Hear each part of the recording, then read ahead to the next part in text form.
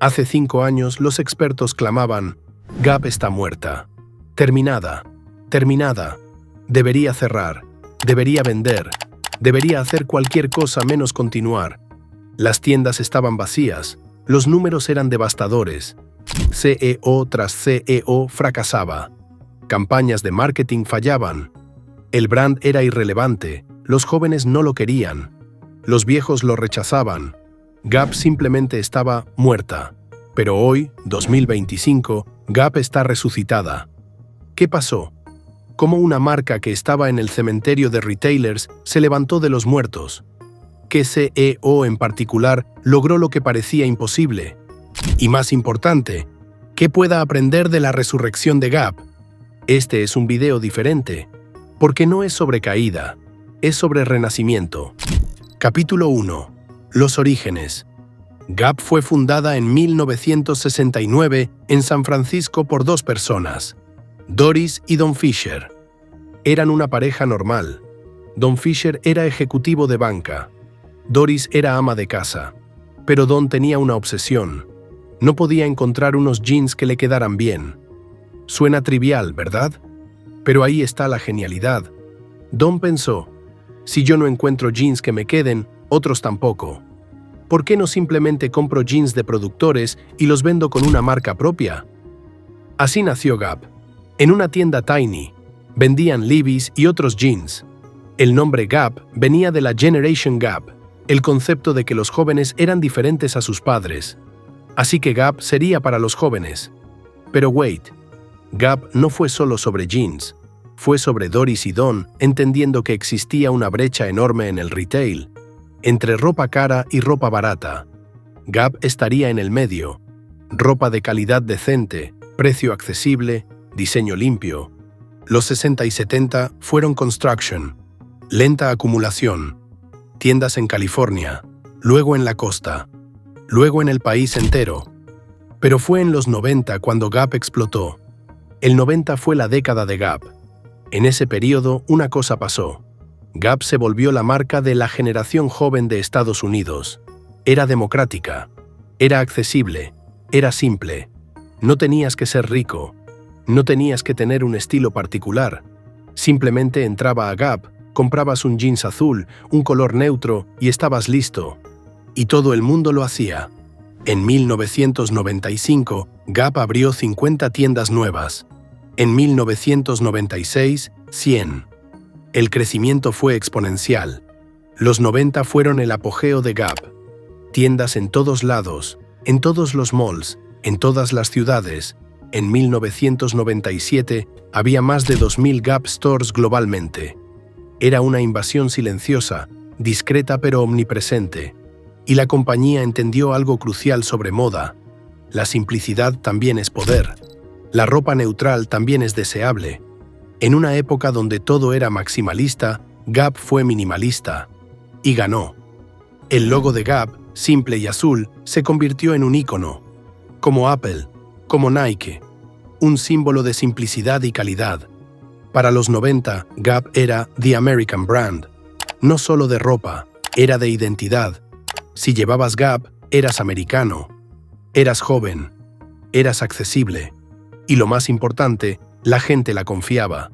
Confiaba en la calidad, confiaba en el precio, confiaba en la marca. Gap inventó algo nuevo, el casual básico. La idea de que ropa simple, neutral y de buena calidad podría ser deseable. Podría ser moda. Capítulo 2. El éxito. En 1996, Sharon Stone fue a los Oscars. Llevaba un turtleneck de Gap. ¿Cómo es que llevar Gap a los Oscars es importante? Porque Sharon Stone no era una chica joven de mall, era una celebridad, era élite, y llevaba Gap, casualmente, como si nada. Ese momento cambió todo. De repente, llevar Gap no era solo accesible, era chic, era sofisticado, era lo que los actores llevaban, y Gap explotó. El eslogan de Gap era Fall into the Gap, y todo el mundo lo hacía, literalmente. Literalmente todos compraban Gap. En los 90, si ibas a un mall americano, la tienda más llena era Gap. No era Nike, no era cualquier otra. El éxito fue brutal, meteórico. El número de tiendas llegó a miles. La revenue pasó 1.000 millones. Pasó 2.000 millones. Pasó 3.000 millones. Gap se convirtió en una de las compañías de retail más valiosas de América. En 1999, Gap fue una de las compañías de mejor desempeño en el S&P 500. Las acciones subían constantemente, y el motivo era simple. Gap resolvió un problema universal. ¿Cómo visto bien sin pensar? ¿Cómo estoy presentable sin gastar una fortuna? Gap respondió esa pregunta perfectamente. Gap era la democracia de la moda, la igualdad hecha ropa. Además de sus own brand, Gap también vendía otros brands. Tommy Hilfiger, Calvin Klein, ropa de otros diseñadores. Gap se convirtió en el intermediario, el gateway a la moda. Si querías ropa de moda pero no sabías dónde ir, ibas a Gap. Gap era el diccionario visual de cómo vestirse en Estados Unidos. Y la marca expandió. Gap Kids, Gap Maternity, Gap Home. Gap hizo de todo, porque el brand estaba tan fuerte que podía entrar en cualquier categoría. El nombre Gap decía, accesible, confiable, simple. El logo azul estaba en todas partes. Carteles, tiendas, bolsas, era omnipresente. Como Nike, como Coca-Cola.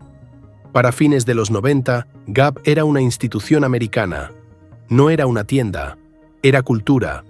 Era qué significaba ser joven en los 90. Era lo que llevabas, era cómo te identificabas. La compañía tenía dinero ilimitado, poder ilimitado, influencia ilimitada, y lo usó para expandirse globalmente.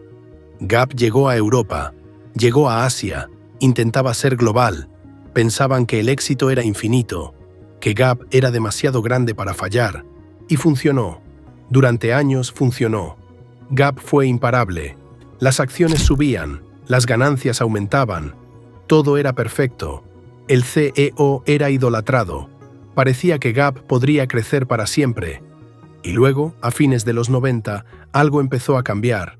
Sutilmente. El mundo comenzaba a rechazar la uniformidad. Los 2000 estaban viniendo, y eran maximistas.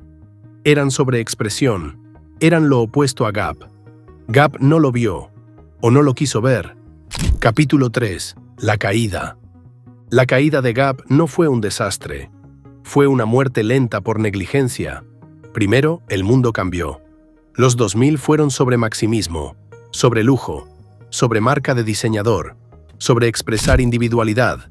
Gap era lo opuesto. Era uniformidad, era neutro, era basic. Y de repente, ser basic era un cool.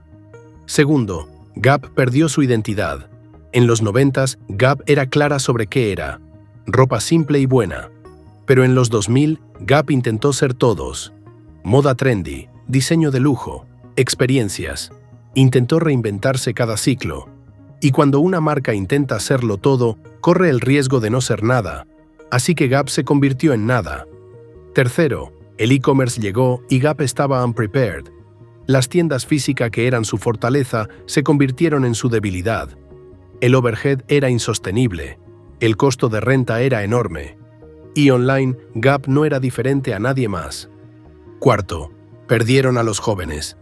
Los millennials y Gen Z simplemente no querían Gap. Querían marcas de estatus, querían diferencia, querían lujo o streetwear. Querían gritarse a sí mismos a través de la ropa. No querían básico neutral, querían ser vistos. Gap era lo opuesto a ser visto. Quinto, la serie de CEOs desastres. Uno tras otro, ejecutivos llegaban con visiones grandiosas. Intentaban reinventar Gap. Fracasaban, se iban con golden parachutes masivos. Otro llegaba con nuevas ideas. Mismo ciclo. El board estaba panicking. Contratos ejecutivos eran un desastre.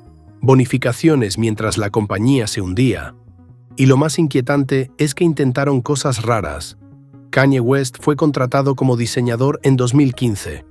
Dijo que iba a revolucionar Gap. Sus colecciones fueron un desastre, completamente perdidas. No tenían conexión con Gap ni con lo que los clientes querían. Cerraron. Los números caían. Las tiendas cerraban. La reputación se desintegraba. Gap estaba en pánico total. Para 2020, Gap estaba en caída libre. Las tiendas estaban vacías. Nadie iba. Los números eran devastadores. Perdieron $3.000 millones en valuación. Los expertos escribían obituarios. Gap está muerta. Es hora de que cierren completamente, que vendan los activos, que desistan. Los analistas de Wall Street estaban escribiendo reportes negativos. Los medios hablaban de Gap como un fósil de una era pasada, una marca obsoleta. Parecía que ese era el fin. La marca que revolucionó el retail en los 90 simplemente desaparecería. Como Blockbuster, como Radio Shack, como tantos otros que pensaron que eran invencibles. Y luego algo inesperado pasó, algo que nadie vio venir. Capítulo 4. La actualidad. En 2023, Gap contrató a Richard Dickson como CEO. Richard Dickson no era un ejecutivo de retail tradicional. Venía del mundo del juguete, fue ejecutivo senior en Mattel, trabajó con Barbie, fue marketing genius, entendía cómo hacer que las cosas fueran deseables de nuevo, y Dickson hizo lo imposible. Primero, simplificó. Volvió Gap a lo que funcionaba. Básicos de calidad, ropa simple, diseño limpio, nada complicado. Volvió a los 90, pero para ahora. Segundo, se enfocó en Old Navy, la hermana brand de Gap. Old Navy era la parte más rentable, y comenzó a hacerlo viral. Campañas de marketing modernas, relevancia cultural. De repente, Old Navy estaba en conversación. Y funcionó. Tercero, acumuló dinero. Mientras otros retailers gastaban, Dickson ahorró. Construyó un cash pile de $3.000 millones. Mientras otros se ahogaban, Gap estaba en posición de poder. Y en 2025, los números hablan. 4/3/2025. Las ventas de Old Navy fueron $2.3 mil millones, up 5%. Gap Brand Sales up 6%. Números que no habíamos visto en años. Y lo más importante, relevancia está volviendo. La marca está en conversación nuevamente, aunque no de la misma manera que en los 90, pero existe nuevamente. Dickson incluso anunció una línea de belleza en Old Navy. Una expansión. Desde el fondo del pozo a expansión. Es dramático. ¿Es Gap lo que era? No, nunca lo será. Los 90 no volverán. ¿Pero es Gap viable nuevamente? Sí. ¿Es Gap relevante nuevamente? Sí. Las métricas de 2024 y 2025 muestran un crecimiento real. No ficción, no esperanza, números actuales. Y eso, amigos, es resurrección. La lección de Gap es simple. Si tu marca tiene identidad fuerte, esa identidad nunca muere completamente. Puede dormir, puede olvidarse, puede ser rechazada, pero si alguien entiende qué eres en tu esencia y lo representa bien, puedes volver. La identidad es más fuerte que el ciclo de moda. Gap lo comprobó. Gap resucitó. Y eso es esperanza para todas las marcas que están en el fondo. Porque significa que incluso el olvido no es permanente. Significa que la historia no termina donde creemos que termina. Gap es prueba de ello.